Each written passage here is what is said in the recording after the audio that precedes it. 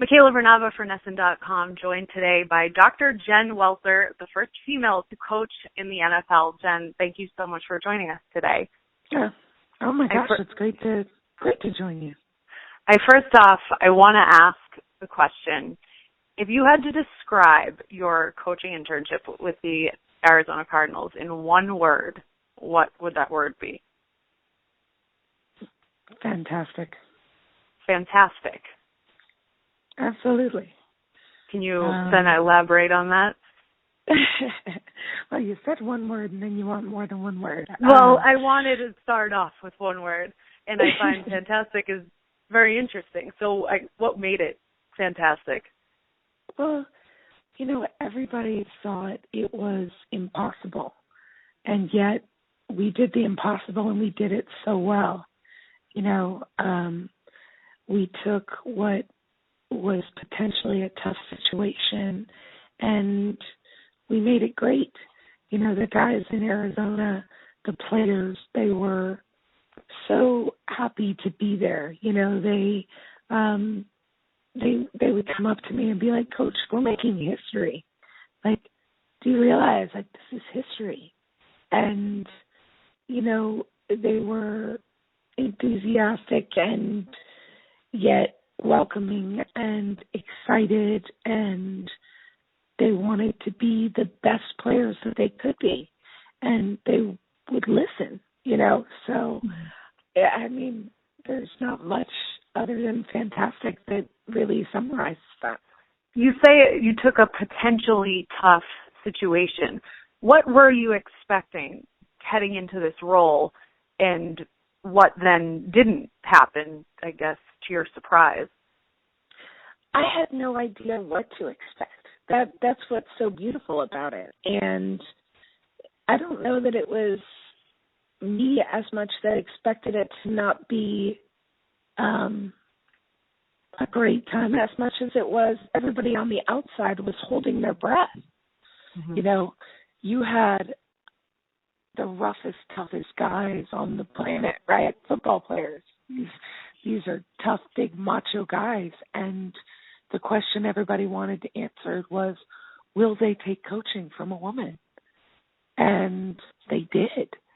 So, I guess there are a lot of ways it could have played out, but never did. That was my biggest curiosity. I've been so excited to talk to you. And I've been wondering, did the players listen to you? Did they respect you? You say they did take coaching from you. Did you notice any differences between the way they acted around you compared to the other coaches on the staff? Well, I guess everybody has their own coaching style.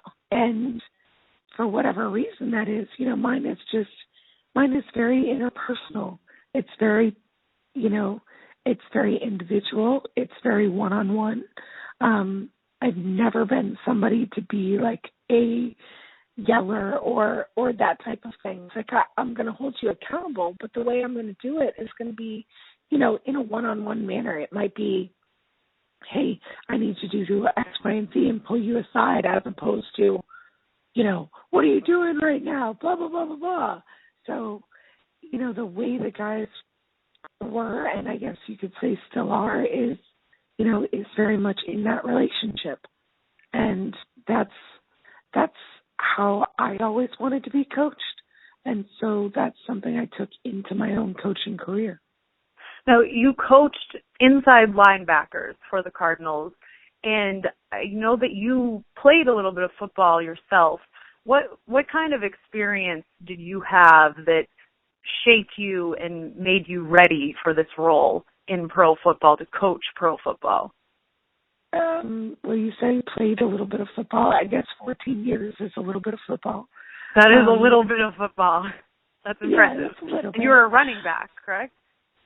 No, I was linebacker most of my career. Okay. The only time I played running back was with the Texas Revolution. So on the men's team in the indoor football league.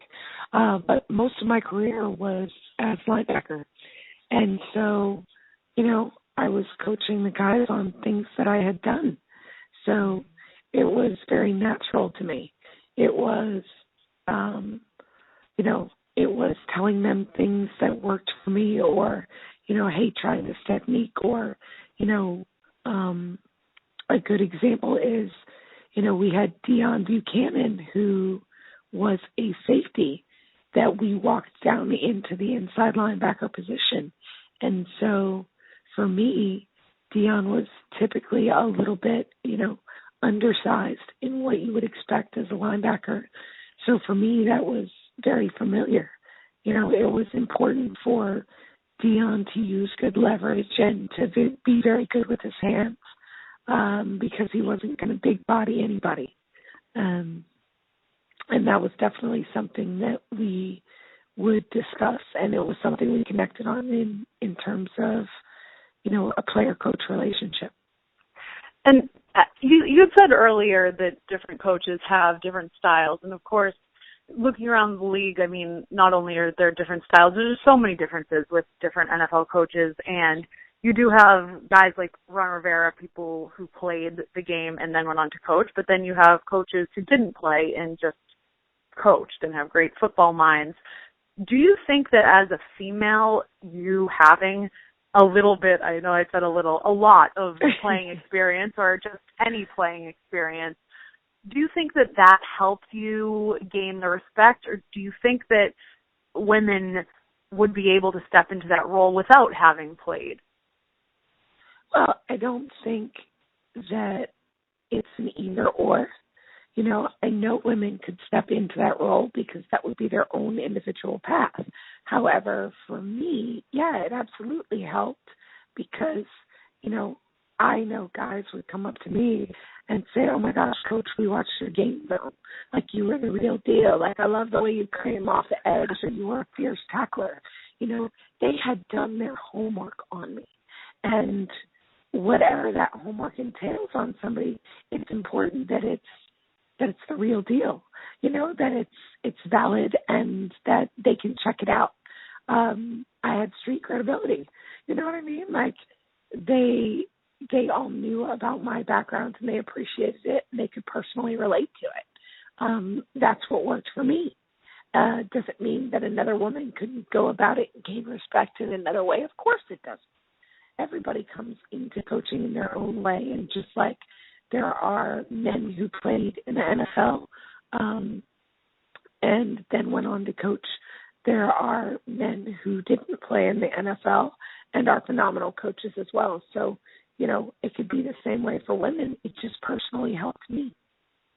Hearing you describe your experience, I certainly can see why you would describe it as fantastic. It sounds like it was pretty much seamless and a great experience. And now, of course, the Buffalo Bills have hired who will be the first full-time coach in Catherine Smith. What kind of challenges, though, do you think she will face? It sounds like your experience was a great one. Do you think that hers will be similar? Do you think that she will face challenges that are unique to a woman coaching in the NFL, or will it be just the same kind of challenges any coach would face? Well, she took a very common path into the NFL, right? Look at her background. She's worked with the coaches before, and they expanded her role.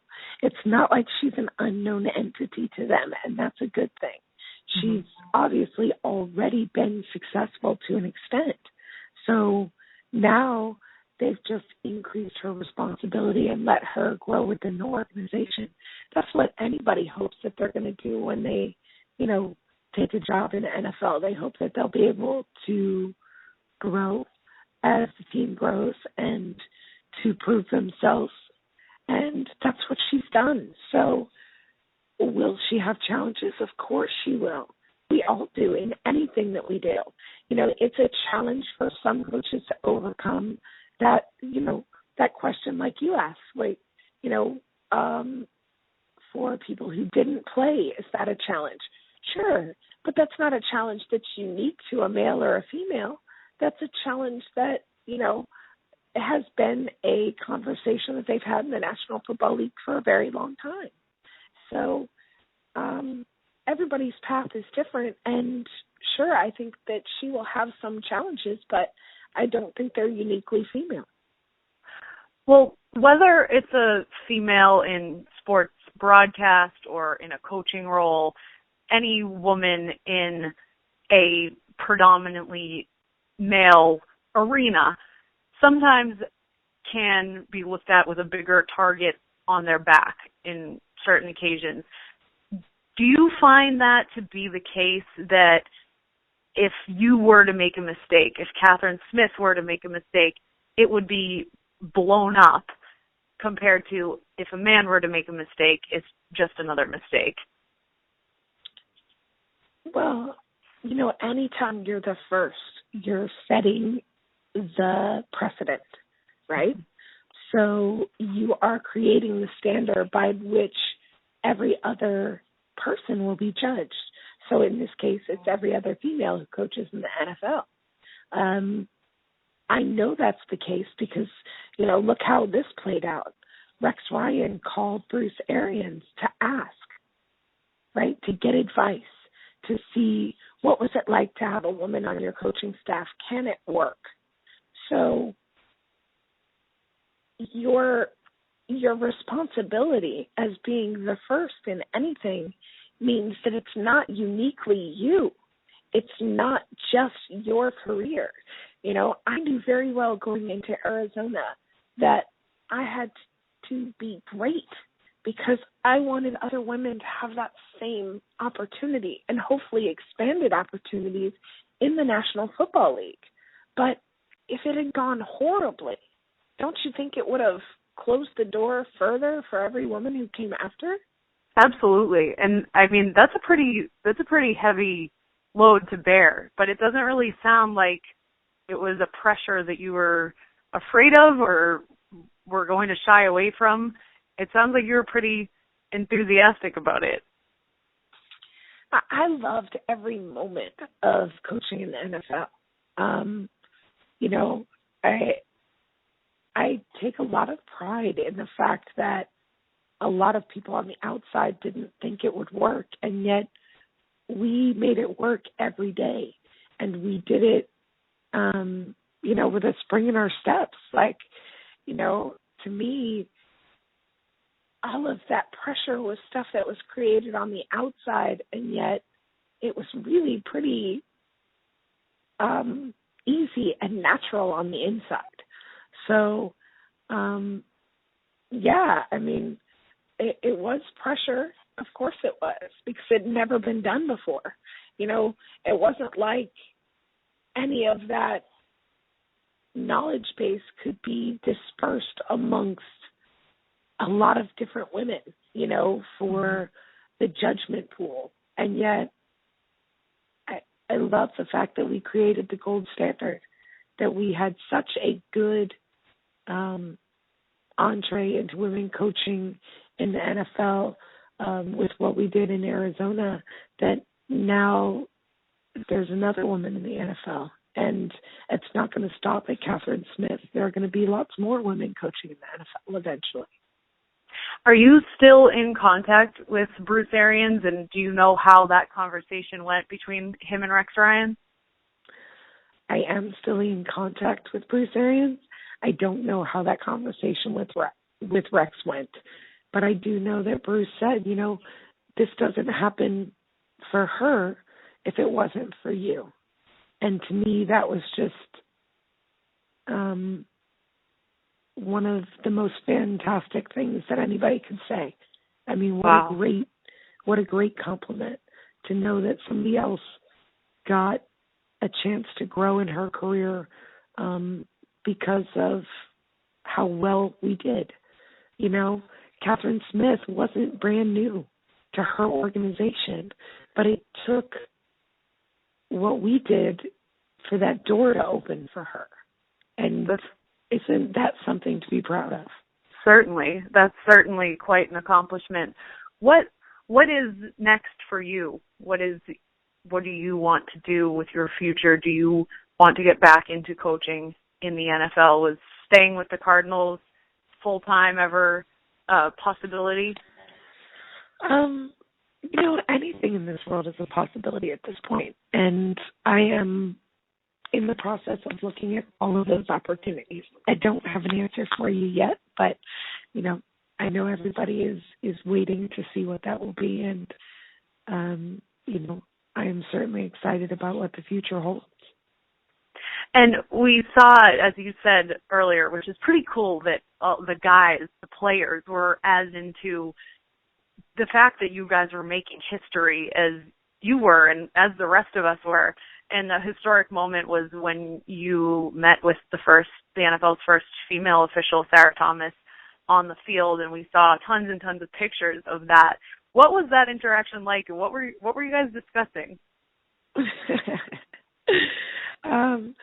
That was actually a great moment because, my guys were so good. First and foremost, I don't think people give guys in the National Football League enough credit because they really are great men.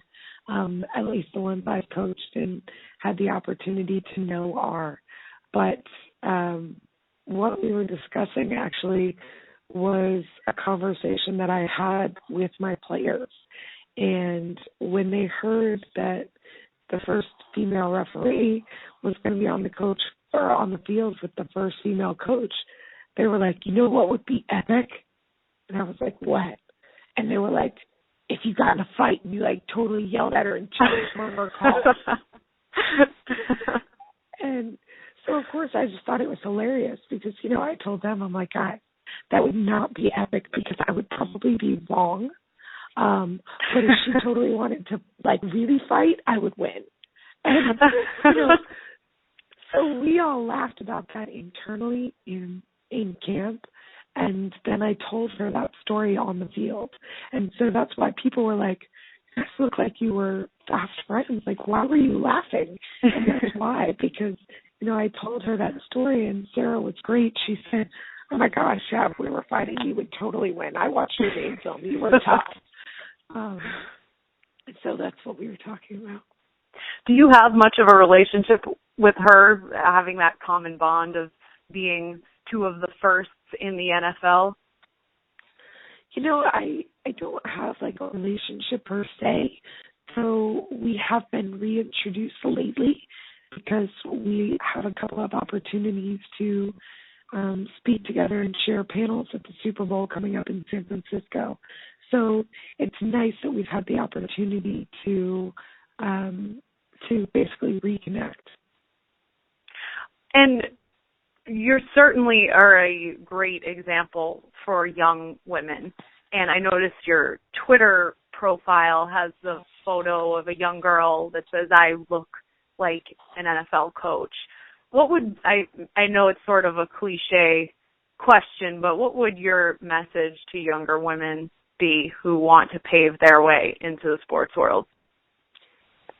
It's not just limited to sports, but I want every little girl to know that she can be great by following her dream and, really working hard and seeing what success looks like. I want little girls to know that, their worth is not defined by what they look like or what other people say girls can and should do. I want them to see this world as their oyster and to really, open that oyster up and find a pearl, because we as a society don't always show them shining examples of women who are doing great things and what's possible. And to know that what I did, in becoming the first female coach, what we did in Arizona by opening that door was to increase the dream space for every little girl out there to be able to see, I could, be an NFL coach, or like that picture says, I look like an NFL coach. That is a game changer, because that's a dream I never had. I didn't grow up saying I want to be an NFL coach because I couldn't picture myself there. No woman was there. And yet that's what firsts do. To have been the first in something means that you're giving everyone after you the permission to dream that dream. Dr. Jen Welter, complete pleasure talking to you. You're very much an inspiration, and I want to thank you so much for giving us the time and joining us today. Oh, it was absolutely my pleasure. Thanks for having me.